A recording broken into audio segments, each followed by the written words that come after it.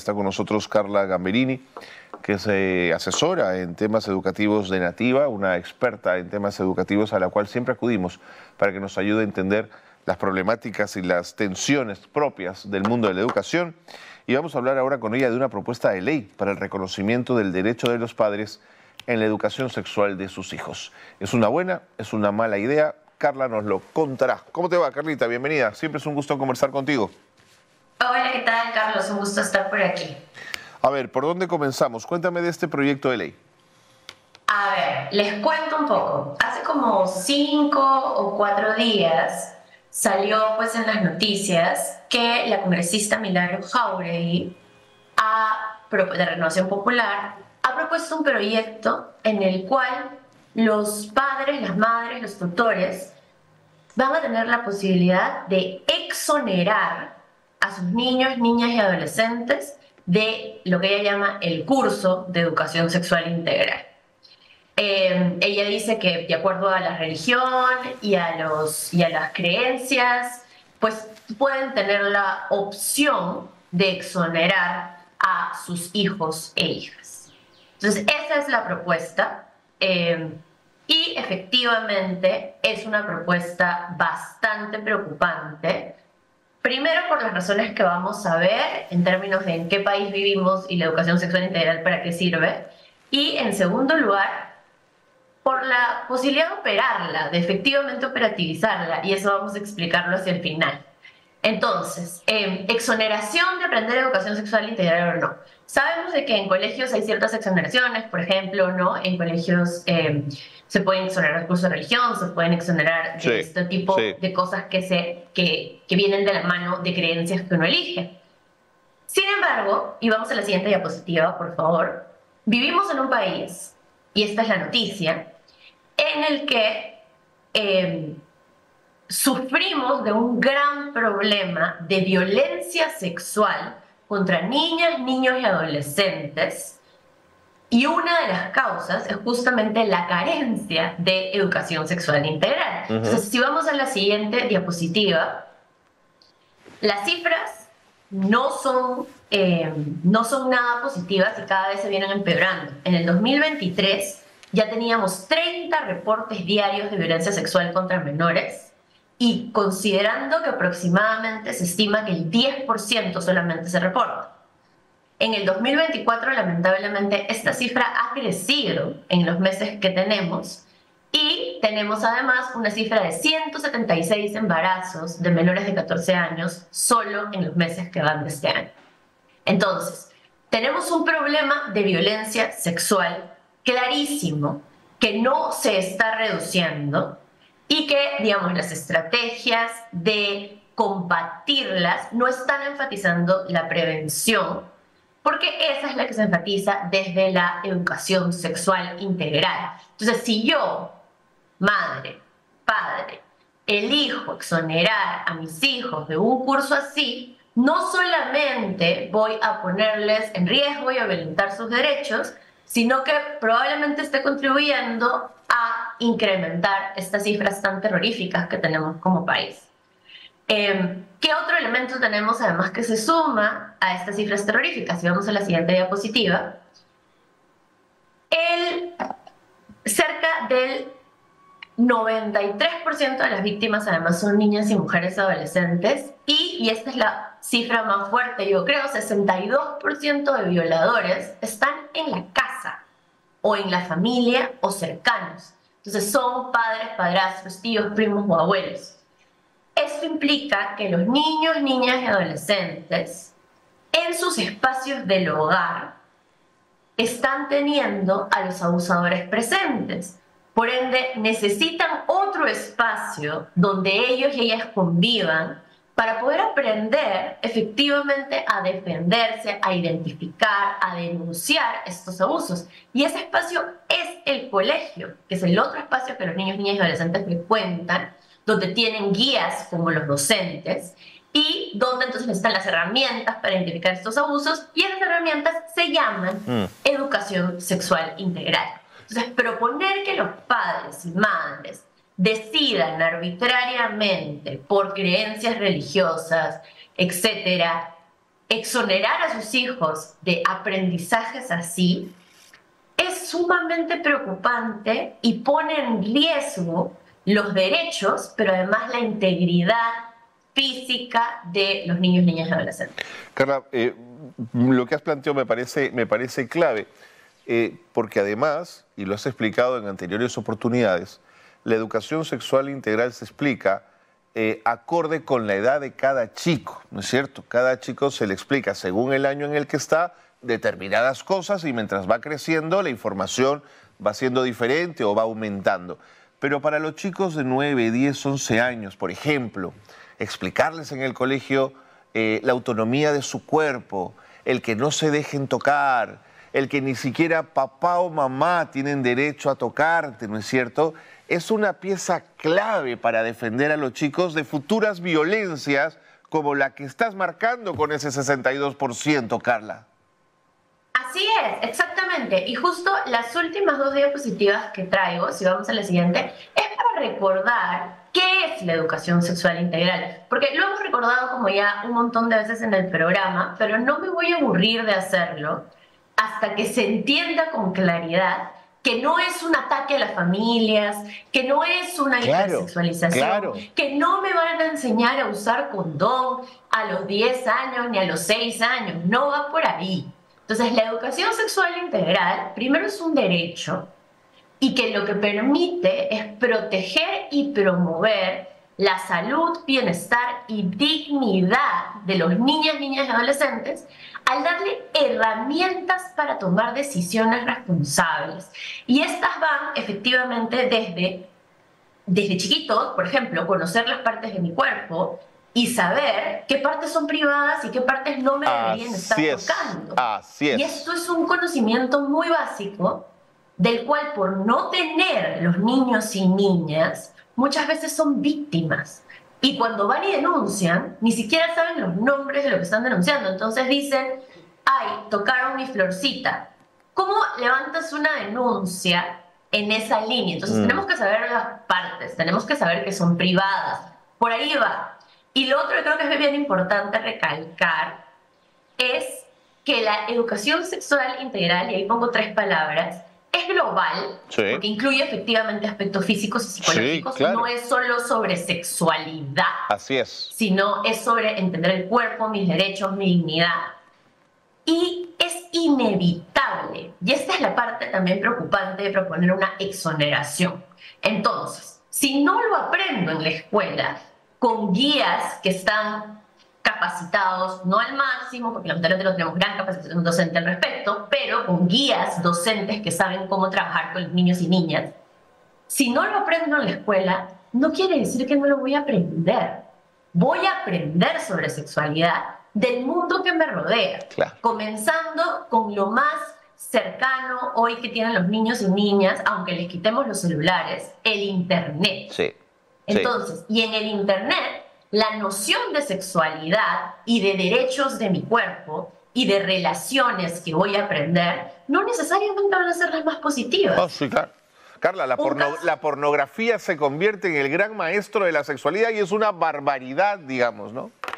Exactamente. Entonces, yo tengo 14, 15 años y si no lo aprendo en la escuela y nadie en casa tampoco me guía, porque obviamente si decido exonerarlo de la escuela es porque, bueno, qué incómodo, qué inapropiado, entonces tampoco me guían en casa, voy a aprender de la pornografía, que son relaciones sexuales violentas, denigrantes a la mujer muchas veces. Entonces, recuerden que es inevitable. O sea, no es que porque los exonera del colegio no la van a aprender, sino que la van a aprender de la tele, del Internet, de lo que escuchen de sus amigos y amigas que probablemente no tengan la guía para poder trabajarlo. Entonces, creo que eso es bien importante para los padres y madres. Si esta propuesta llega a más, que esperemos que no sea aprobada, pero si es que llega más, pensemos en eso. Que si le quitamos el espacio de la guía escolar, ¿cuál va a ser el espacio donde aprendan sobre cuerpo, sexualidad y derechos? Y por último, es necesaria porque es un derecho. Ahora, yendo a lo que decías tú, Carlos, creo que es importante enfatizarlo y vamos de nuevo y no me canso de estas gráficas. Es qué aprendemos en cada edad en educación sexual integral. Podemos ir a la siguiente, por favor.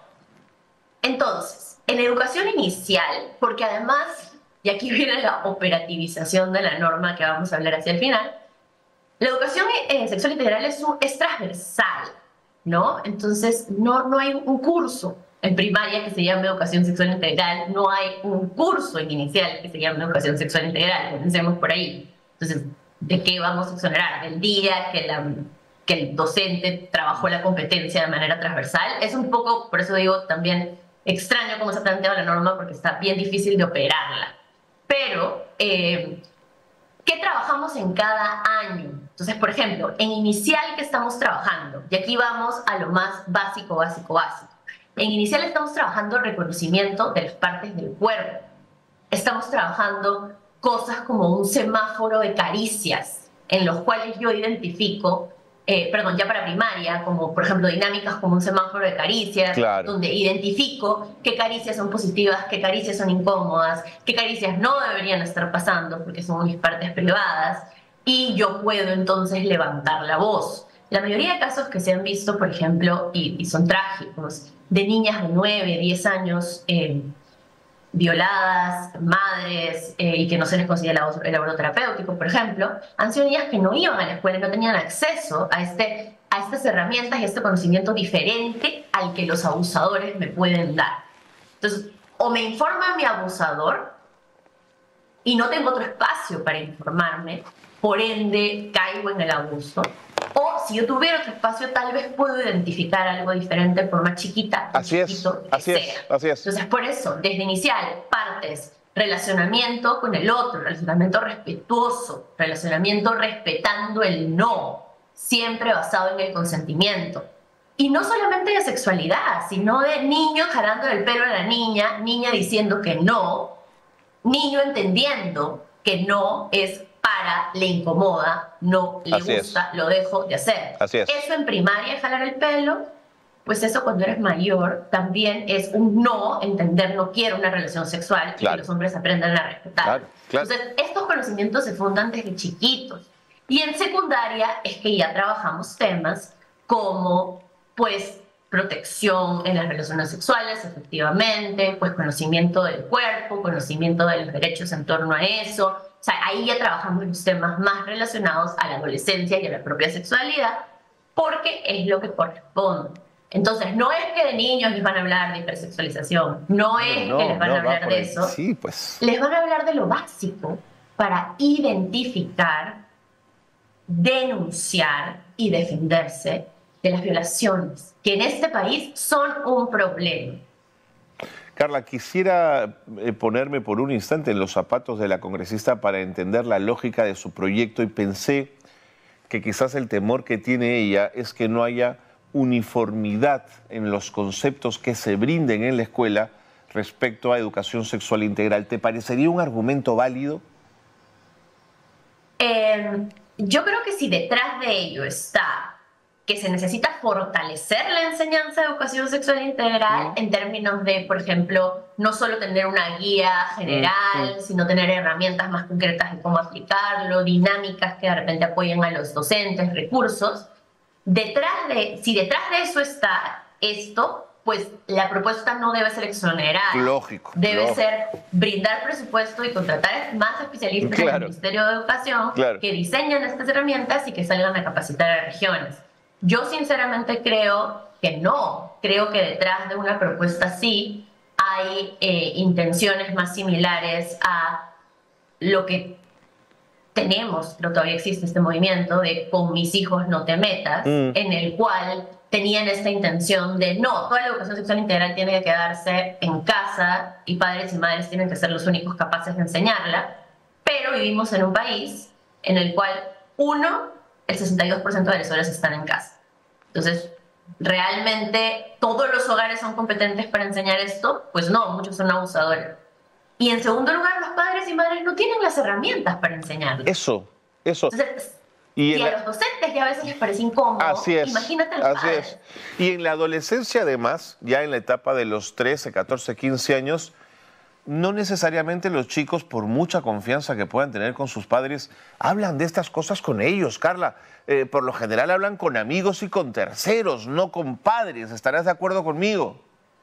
Correcto, sí. O sea, digamos, si es que no te han formado desde chico, chica, en el hogar, para tener la confianza, la Así es, apertura de hablar de esto, probablemente no lo hables con tus padres. Hoy probablemente no lo hables con amigos. Hoy le preguntas a ChatGPT claro, y lo que te vaya a decir, claro. no lo sé. Y por eso es que digo que finalmente es inevitable. Si no lo hablo en el espacio de casa, si no lo hablo en el espacio escolar, lo voy a encontrar en internet y voy a aprender de Mm. referentes que pueden ser tóxicos, como la pornografía. Pero además, Carla, Entonces, la sexualidad es transversal en la vida humana, que si no están bien puestos los cimientos, los adultos del futuro son adultos con posibles alteraciones en su vida sexual y eso es tremendo, Carla. correcto. Y luego vienen estas prácticas que se apegan más a la violencia, Así a la es, toxicidad. así es. Entonces es muy preocupante y para mí también algo bien preocupante y algo que me quedó muy grabado. Nosotros, como Más Educación P, tenemos un episodio de podcast sobre educación sexual integral con una especialista que se llama Manuela Camacho, que también es periodista, y ella nos dijo una cosa muy importante, que es cuando no llega la información correcta sobre cómo identificar y protegerte de abusos, la información te llega a veces, lamentablemente, del abusador. Claro, Y claro, si te llega del abusador, eres, pues, digamos, hay un riesgo altísimo a que sean víctimas de claro. abusos. Entonces, esto es bien importante. No estamos diciendo hay que tener educación sexual integral porque nos provoque, Así sino es. estamos diciendo, particularmente en un país como el Perú, donde las violaciones, los abusos sexuales, incluso el acoso digital ahora, son tan altos, necesitamos herramientas para que niños, niñas y adolescentes puedan De defenderse acuerdo, y de acuerdo. comunicar.